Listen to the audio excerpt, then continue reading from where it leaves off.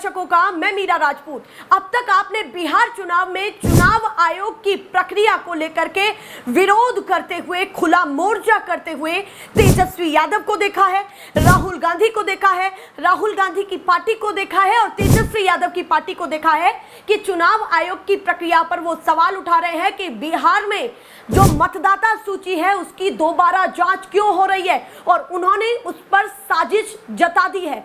यानी कि अब तक चुनाव में यह होता आया था कि चुनाव के नतीजों पर विपक्ष सवाल उठाता था, पर इस बार चुनाव आयोग की प्रक्रिया पर विपक्ष ने मोर्चा खोल दिया है पहले ही, चुनाव से पहले, और ये कहा है कि जो ये अब चुनाव आयोग कर रहा है इसमें बड़ी साजिश हो सकती है। ऐसे शब्दों का इस्तेमाल विपक्ष ने किया है। पर अब क्या हुआ है, इन तमाम खबरों को साइड में रखें कि विपक्ष क्या कह रहा है, चुनाव आयोग से विपक्ष का खुला मोर्चा है। इन तमाम खबरों के बीच में एक बहुत बेहद गंभीर और बड़ी खबर निकल करके सामने आई है, और वो खबर है बीजेपी के गठबंधन से।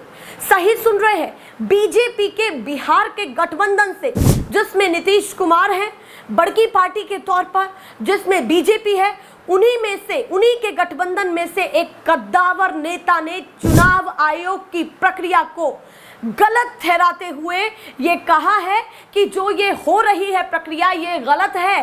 सबसे महत्वपूर्ण चीज ये है कि अब उन्हीं के ही गठबंधन के नेता इस खिलाफत में या फिर मोर्चे के तौर पर सामने आए हैं। विपक्ष सवाल उठाता रहा है, तो ये कहा जाता है कि चुनाव आयोग की प्रक्रिया पर विपक्ष सवाल इसलिए उठाता है कि नतीजों को देखते हुए ये करता है। पर जो ये इस समय आप अपनी स्क्रीन पर खबर देख रहे हैं, अब बीजेपी के गठबंधन के नीतीश कुमार की पार्टी के बड़े नेता जो एमएलसी रह चुके हैं, जो अल्पसंख्यक के बड़े चेहरे हैं, खालिद अनवर, उन्होंने साफ तौर पर यह कहा है कि वोटरों का वेरिफिकेशन होना चाहिए, लेकिन चुनाव आयोग ने जो परफॉर्मा जारी किया है वह गलत है। ये कहा है खालिद अनवर ने। सबसे महत्वपूर्ण बात यह हो जाती है, इसके साथ साथ आप स्क्रीन पर ये खबर भी देख रहे हैं, क्या एबीपी न्यूज ने छापा है, स्क्रीन पर ये खबर देख रहे हैं कि आरजेडी भी क्या कह रही है और जेडीयू, अब दोनों ने ही क्या कुछ कहा है। ये कहा है कि ये एनआरसी से भी खतरनाक, यानी कि ये जो चीजें हो रही हैं ये एनआरसी से भी खतरनाक है।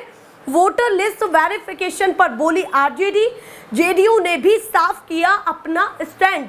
अब यहाँ पर ये बात कही जा रही है जेडीयू के प्रवक्ता के द्वारा, अरविंद निषाद के द्वारा, कि हमारी पार्टी में कौन विरोध कर रहा है ये हमने अभी नहीं देखा है, लेकिन हमारी पार्टी का स्टैंड साफ है।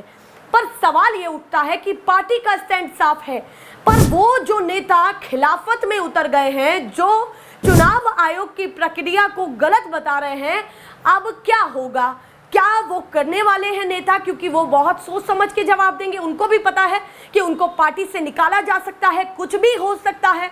यहाँ पर कई महत्वपूर्ण बिंदु हैं।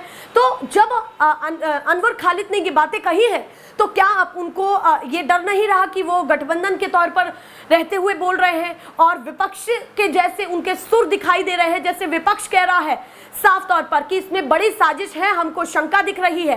क्योंकि तेजस्वी यादव का ये कहना है कि हमने जब जातिगत जनगणना कराई थी, उस समय जातिगत जनगणना कराने में हमें 9 महीने लग गए, 8 करोड़ के करीब जनता के पास जाते जाते उस प्रक्रिया में, और हमने कोई कागज नहीं मांगे थे, तब उसमें 9 महीने लग गए। और अब तो चुनाव आयोग कई महत्वपूर्ण दस्तावेज मांग रहा है, तो जो मतदाता है वो इतने कम समय में कैसे देंगे। 8 करोड़ की जनता कहीं ना कहीं इन तमाम चीजों से प्रभावित होगी, ये तेजस्वी यादव का कहना है। चुनाव आयोग पर वो एक के बाद एक बड़े मोर्चे खोल रहे हैं। उन्होंने ये भी कहा कि अगर बीजेपी इतने कम समय में मतदाता सूची की दोबारा जांच कर सकती है, तो फिर लोकसभा चुनाव के बाद इसको कर देना चाहिए था, या फिर अगर इतने कम समय में 8 करोड़ की जनता के पास वो जा सकते हैं, तो या तो ये होना चाहिए कि जो जातिगत जनगणना विपक्ष पूरे देश में चाह रहा है उसको बीजेपी 2 महीने के अंदर करके दिखाए।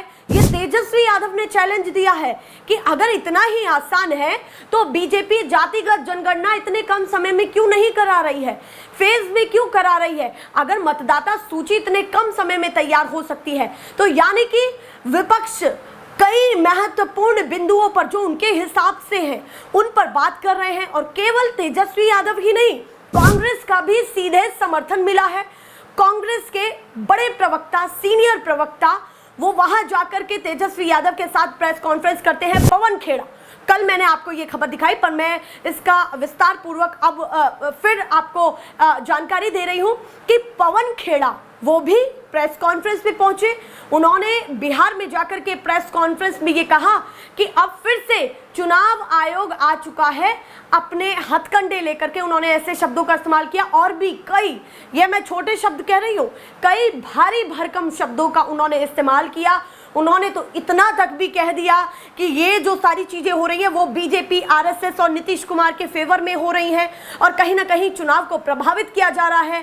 तेजस्वी यादव ने ये कह दिया कि इतना आसान कैसे लग रहा है चुनाव आयोग को, जो 2,90,00,000 के करीब जो बिहारी पलायन करके अलग अलग राज्यों में काम कर रहे हैं, उनके लिए चुनाव आयोग ने क्या व्यवस्था कराई है। जब उनसे दस्तावेज मांगे जाएंगे तो उनके लिए क्या व्यवस्था है और वो क्या करेंगे। तो उन्होंने ये कहा कि चुनाव आयोग की प्रक्रिया हमें समझ से बाहर है और उन्होंने कहा कि इसमें साजिश भी हो सकती है। ये तेजस्वी यादव का बयान जो मैं यहाँ पर कोट करके आपको बता रही हूँ। पर फिलहाल खालिद अनवर ने ये कहा है, मैं पूरी खबर आपको पढ़ करके बता देती हूँ कि क्या कुछ है। देखिए जरा स्क्रीन पर। जेडीयू प्रवक्ता अरविंद निषाद ने कहा कि हमारी पार्टी में कौन विरोध कर रहा है ये हमने अभी देखा नहीं है, लेकिन हमारी पार्टी का स्टैंड साफ है कि चुनाव आयोग का जो वोटर लिस्ट परीक्षण अभियान है उसमें हमारी जो पार्टी है वो पूरा साथ दे रही है। अब आगे क्या कुछ लिखा है एबीपी ने वो भी बता देती हूँ कि बिहार में इसी साल विधानसभा चुनाव होने हैं। वोटर लिस्ट परीक्षण अभियान पर विपक्ष सवाल खड़े कर रहा है। इसी बीच एनडीए की अहम सहयोगी दल जदयू के अंदर से भी इस अभियान के विरोध में आवाज उठी है। जेडीयू, एमएलसी व पार्टी के बड़े अल्पसंख्यक चेहरे खालिद अनवर ने कहा कि वोटरों का वेरिफिकेशन होना चाहिए, लेकिन चुनाव आयोग ने जो परफॉर्मा जारी किया है वह गलत है। ये साफ तौर पर उन्होंने कहा है कि वह गलत है और उन्होंने तब कहा है जब विपक्ष मोर्चा खोल रहा है। खालिद अनवर को ये तो पता होगा कि विपक्ष इस पर मोर्चा खोल रहा है और जब मैं ऐसे बयान दूंगा तो मेरी पार्टी भी मुझसे सवाल पूछेगी कि क्या गलत है, और वो इस तरीके से उनका बोलना, तो क्या वो दूसरी तरफ जाने की तैयारी कर रहे हैं या फिर अपने गठबंधन में रह करके वो अपने हिसाब से मुद्दों पर बोल रहे हैं। अब क्या होने वाला है, क्योंकि एनडीए में एक के बाद एक भूचाल तो आया हुआ है। खास करके यहाँ पर मेंशन करूं नीतीश कुमार की पार्टी में, क्योंकि नीतीश कुमार की पार्टी में एक के बाद एक जदयू में इस्तीफे हो रहे हैं।